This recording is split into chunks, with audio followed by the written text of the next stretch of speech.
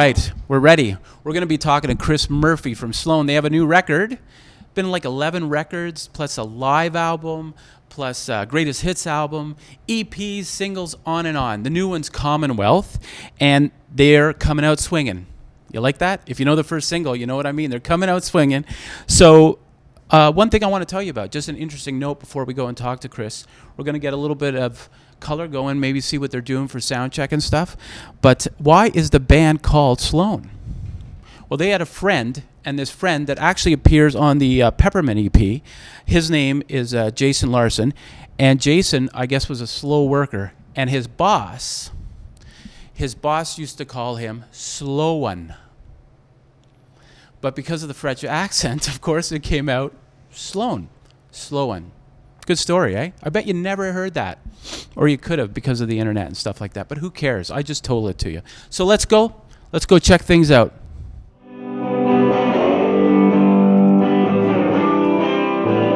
we are. Chris Murphy from Sloan is with me. We were having a nice chat and just going on about everything Canadiana. And what we were talking about, just so you guys can catch up with us, is some stuff we're not going to talk about. I'm just letting you know. Anyways, Sloan has been, what it'll be like 25 years, 2016? Getting up there, yeah. So will it be? Yes, that's right. I guess that's right. 25 years, 2016. Yeah. So, and here's a band. I mean, you guys are pretty unique. You're still obviously unique, but you're unique in the sense that you have 4 people that write. Mm-hmm. So it really seems like not only it's a democracy, but everybody's got a play in it, and you're all together still after near 25 years. So what's the secret to that happening? Well, I often say, my stock answer would be splitting the money 4 ways equally, giving everyone a chance to participate creatively and making it an outlet for everyone. But also just like putting up with each other's baloney. Two of us have like never touched alcohol or drugs, like wow. Just like completely sober, and just like our idea of a good time is working. Yeah. We think work is play kind of thing. Right.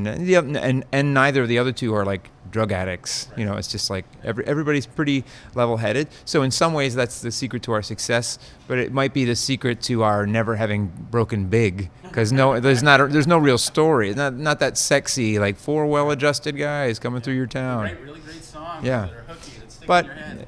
And my joke to that is we're not making records for you. We're making records for journalists in the future. Yeah, exactly. Well, that's kind of the Big Star thing, isn't it? I think so, sure, yeah. Although the joke is I don't even know that much about Big Star. Like I kind of do now, but like we've always been compared to them, and I'm like I know nothing about them. I just recently watched the documentary on them. Have you seen that? Oh yeah, it's amazing. Yeah. So I mean, I'm a fan, I guess, but I'm not an expert. Right. And so, and I mean, all these years later, though, usually you lose a member or two in the process, right? Like, I was reading that Pop Matters thing, that feature. Yeah. PopMatters.com, if you guys don't know it, check it out on Sloan. And I love the way, I guess it's a 3-part feature, and the guy was talking about the Beatles, like, pretty obvious thing. And really, I mean, they just seemed to be like, they burned out pretty quick. Mm-hmm. And there was egos involved, and, there was 3 writers there. Right, but you would think that would have happened. Are you discounting "Don't Pass Me By" and maybe the lyrics to "Octopus's Garden"? No. Everybody loves Ringo, right? But I think that isn't that a sitcom? Everybody loves Ringo. Yeah. It would be a good one. You guys could do it. Actually, it might be a good idea.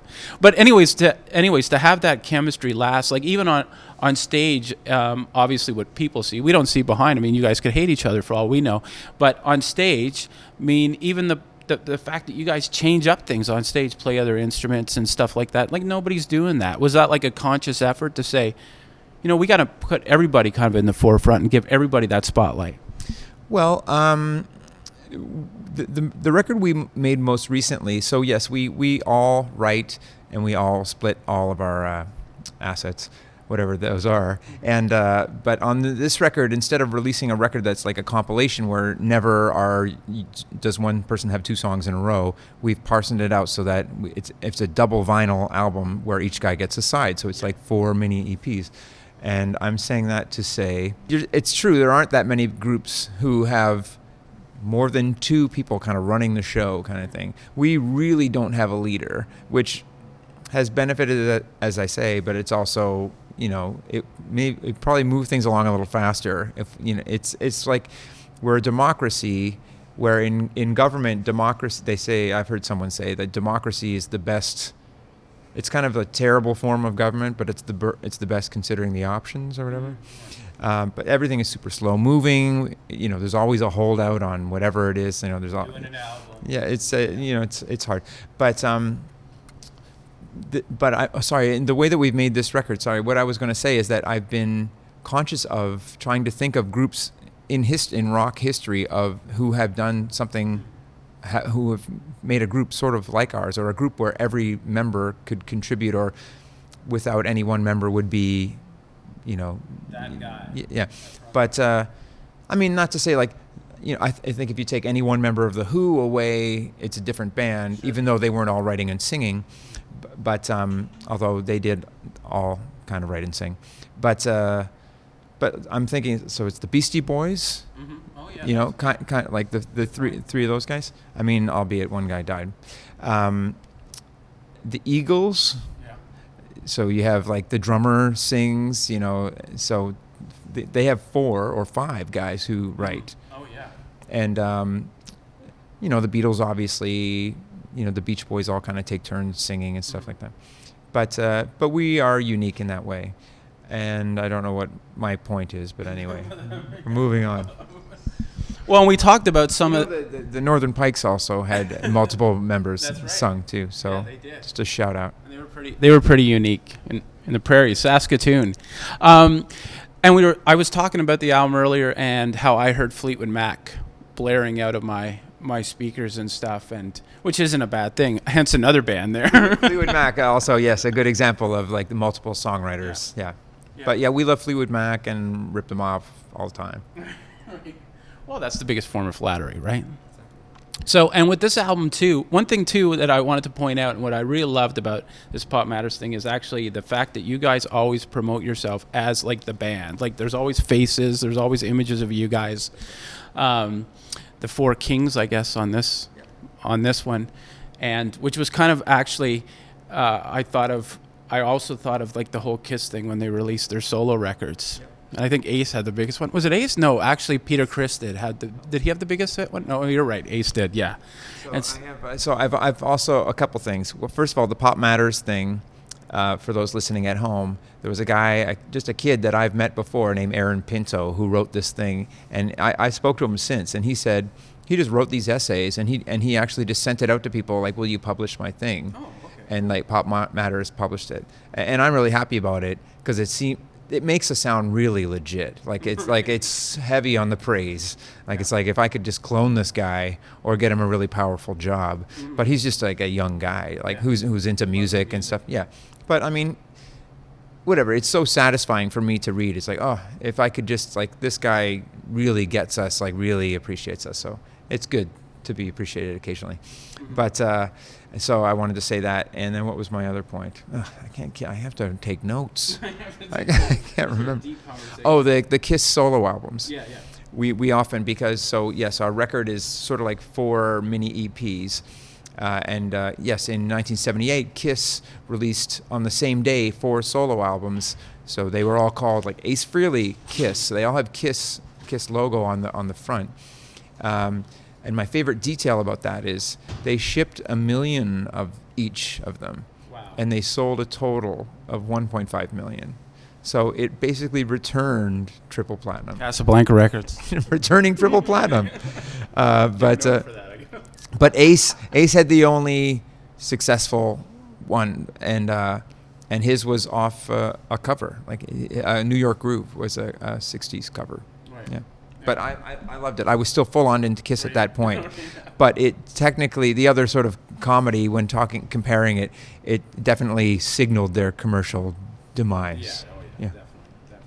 So, and then with this Sloan thing, I mean, the songs are there, and we talked about a little bit of the Big Star thing and how people were just turned on to them recently, like in a bigger, grander way. So what is it going to take for the rest of the world to pick up on Sloan? Because you guys still make, like, every record is a great record.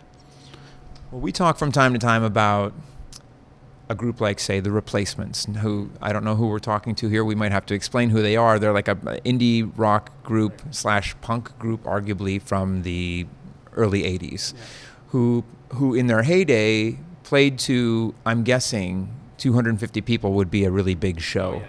Like they played to that in maybe New York City. They break up, they're combustible, one guy dies, one guy quits. And now they reunite and they're headlining these festivals and they're making big money. So I guess their strategy, if they had one, they probably didn't, was to go away for a while. But they made great music, and I maintain, like, it's different. In Canada, we've been on mainstream media, we've been on TV, we've been on the radio. But now we kind of exist right now pretty under the radar, to be honest and to be fair, but we still make records that we think are actually pretty great, and maybe, you know, I joke about writing for rock journalists in the future, but like I think that even though we're just, you know, playing out in the Maritimes in the winter, it's not making big dough or like you know, really affecting culture. Like we're just out here like working, but we're enjoying ourselves.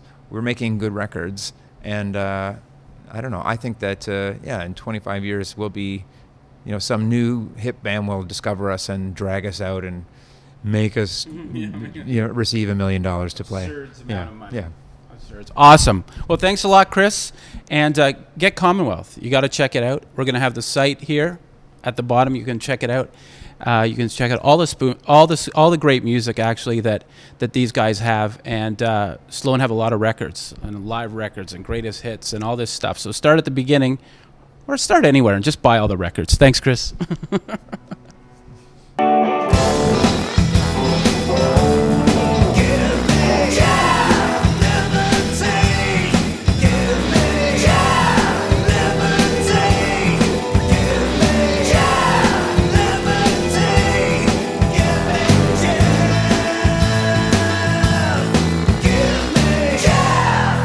Jeff Liberty Show.